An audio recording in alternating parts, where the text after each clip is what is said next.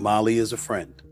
Molly is a co-worker. And a lot of times, some of these things happen, and it's just uncomfortable to see. Everything could change after Stephen A. Smith released a leaked video of Molly Qerim. Even though she has already left ESPN, her legacy and reputation could be destroyed by this shocking video. Now that what was hidden is out, it might be the last straw for her career. For Molly Qerim, Stephen A. Smith truly made a huge difference. 15 September 2025. Molly Qerim was hosting First Take on a typical Monday morning, totally oblivious to the fact that her entire world was about to collapse. As she had done for almost 10 years, she moderated the show, controlling egos, ensuring the smooth operation of the program, and keeping Stephen A. Smith and the other contributors in line. Unaware that it would be her final time sitting in that chair, she bid the audience farewell. You are at home, most likely finishing up a work day, when all of a sudden your phone starts ringing because your private business negotiations are now the main story in every sports media outlet. It had an instantaneous and terrible effect. That same evening, Karen posted a statement on Instagram expressing how taken off guard she felt by this unexpected turn of events. Molly made a decision that rocked ESPN rather than calmly writing out her contract until December, as was originally planned. She made the decision to go right away. Not then and there, not next week, nor next month. Burke Magnus, president of ESPN, subsequently clarified the incident. The timing of all of this was the one unexpected element. Since there was a report on it, Molly released a statement,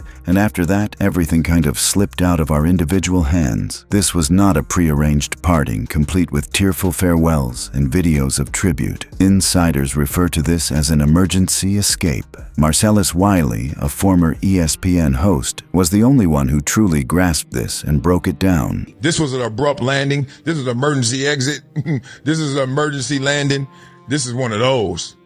Right there, that is the crucial question. What made Molly decide to leave in this manner? Why did she show up for work on Monday and then on Tuesday morning essentially disappear from the network? One of the most difficult mornings in the history of the First Take occurred on September 16, 2025. Instead of Stephen A. Smith and Molly Qerim, as viewers had anticipated, they saw Smith sitting by himself at the desk, clearly upset as he got ready to deliver the news that would alter everything. Last night, she abruptly resigned as the host of the show. And to say that I'm quite sad about it is an understatement. There was no denying the unadulterated passion in Stephen A's voice, but pay close attention to what he said next, because this is where the true drama begins. Molly is a friend. Molly is a co-worker. Molly is somebody that I have leaned on many occasions in the past, as she has done when it comes to me. We've been partners on the show for the last 10 years. And a lot of times, some of these things happen, and it's just uncomfortable to see. Hold on as I explain this to you. Stephen A. started giving us details right away, after telling us that the specifics were none of our business. I do not know everything, he says. She praised the audience and the show as she sent her parting message on Instagram. Other hosts usually take the time to express gratitude to their co-hosts when they depart from a show. Shannon Sharpe spent 10 minutes naming people and saying thank you before leaving undisputed. Molly, however, could not bring herself to name Stephen A. Smith in her farewell, despite collaborating with him for 10 years to create one of the most popular shows in sports media history. In the words of one industry insider, someone you work with for 10 years, you don't even mention them when you're gone. And you don't even give them that partner heads up on air, hey, we did this thing together, this thing is over, right? So that lets you know the business was ugly behind the scenes. This omission revealed a great deal about what was actually taking place behind the cameras. The public was unaware of the major personal problems that were developing in Molly and Stephen A.'s relationship, which went beyond their business partnership. Marcellus Wiley, an expert in this field, noticed something about Molly's decision to leave that most people didn't. Why? Why did Molly want to go out in a blaze? Coming to work Monday and then I ain't coming to work no more, and y'all figure it out. Stephen A. abruptly has to host a show for the whole week. This analysis is just fantastic. Molly's departure was not arbitrary. It was planned. She wanted attention. She wished to draw attention to herself. And there is no better way to demonstrate how much Stephen A. Smith contributed to First Take's success than to make her host the show by herself. Why did it end like that? That's usually an inner cry of like, yo, I want to be noticed. I want y'all to know. I want y'all to feel me. I want y'all to hear me. I want y'all to see me. See how I go out, right? With a bang.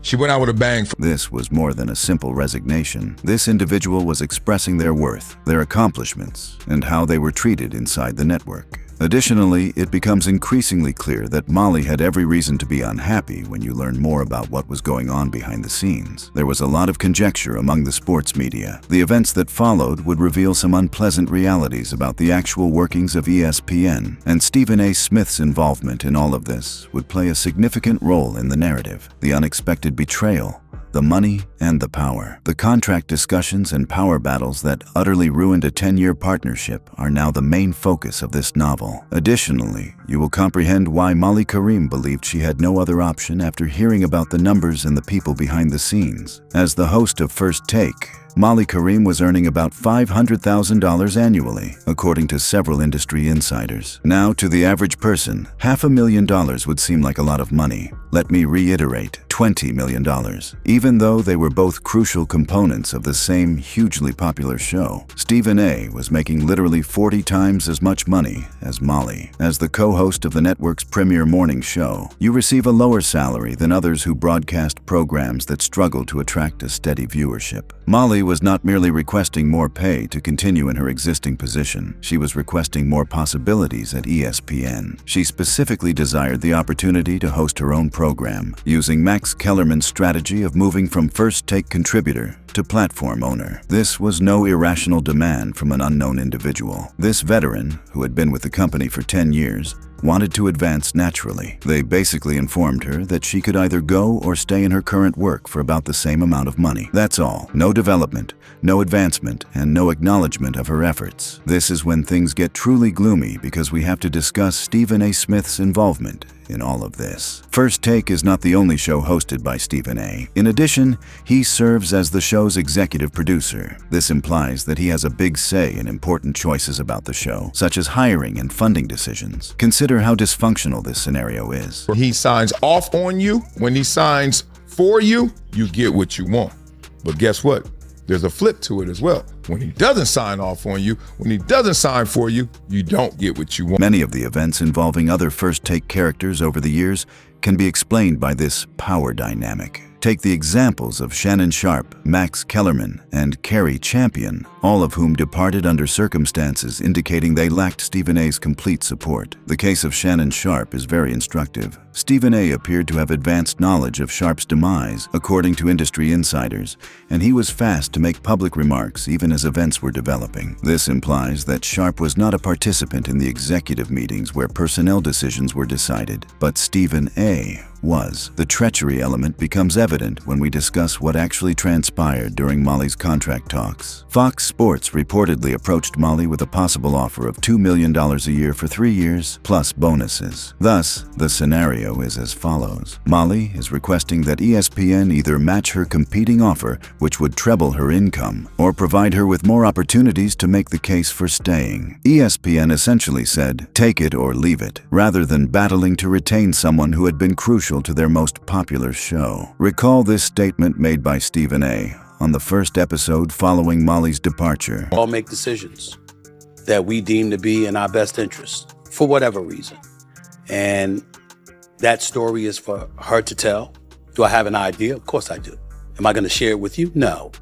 Because again, that's her story to tell. All right, so far, so good. By refusing to divulge personal information, he is demonstrating respect. However, only a few days later, Stephen A. made a statement on his podcast that completely astounded those listening. It soon became evident that he was not actually speaking in general terms when he began discussing contract talks. Having said that, I want to move on to a broader subject in regards to this. And this part is not about Molly. People are now beginning to become perplexed. Stephen A. spent a few minutes discussing contract negotiations, individuals overvaluing themselves, and falling by the wayside, despite his claims that he is not discussing Molly. What else might he be talking about? Then, with this, he made his point quite clear. But it can all evaporate in a snap if you lose perspective and you forget that everybody, and I mean everybody, answers to somebody. Many people began making connections at this point. In essence, Stephen A. was lecturing on understanding your position, remembering that everyone has a boss, and not overvaluing yourself in talks. And he was doing this only a few days after his 10-year co-host quit because she felt disrespectful and underappreciated. The message appeared to be quite obvious. Molly was now paying the price for overplaying her hand and forgetting where she stood in the hierarchy. People in the industry were interpreting Stephen A.'s words that way, whether or not that was his intention. This leads us to the most contentious aspect of the whole narrative. Even other media figures began publicly criticizing Stephen A. after what he said next caused such a stir. You will see why so many people believed Stephen A. had betrayed his ex-partner after you hear these remarks in their entirety. The hypocrisy of Stephen A. is revealed. The most explosive aspect of this whole story is what we are going to discuss. In addition to Stephen A. Smith's remarks regarding Molly, Stephen A.'s ostensibly generic remarks regarding contract negotiations and people overvaluing themselves are where we left off. In essence, Stephen A. was offering a master lesson in humility in contract talks, stressing that your main responsibility is to earn money for your bosses before politely requesting your share. It seems to be implied that Molly had miscalculated this equation and had been both too demanding and too haughty. This individual essentially made his contract discussions a public spectacle by appearing on numerous podcasts and interviews. What good does it do to stealthily earn your boss's money